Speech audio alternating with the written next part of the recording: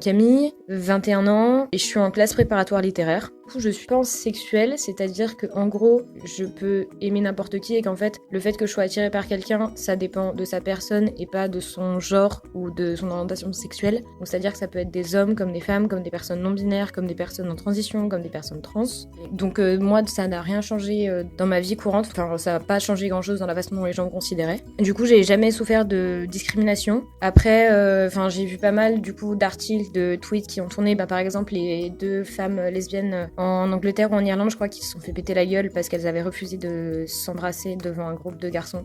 Non, en fait, j'ai vraiment pas eu d'expérience à propos de la sexualité. Juste quand j'ai dit à mes parents du coup que je sortais avec une personne de sexe féminin, j'appréhendais un peu et tout, mais en soi, ils ont grave bien pris le truc. Pour eux, ça leur a fait bizarre, mais après, ils m'ont pas non plus fait de réflexion. Enfin, ils m'ont dit, l'important c'est que tu sois heureuse. Après, ouais, des fois, il peut y avoir des réactions négatives dans le sens où t'es là en mode ouais, t'es pédé et tout, oui, mais c'est comme ça, c'est tout. Je pense que les choses sont forcément en train d'évoluer dans les lois, mais que globalement, les mentalités, elles sont encore très loin d'avoir changé. Il y a de plus en plus de discrimination à propos des personnes trans. Par exemple, aujourd'hui, c'était la journée de visibilité de la communauté trans.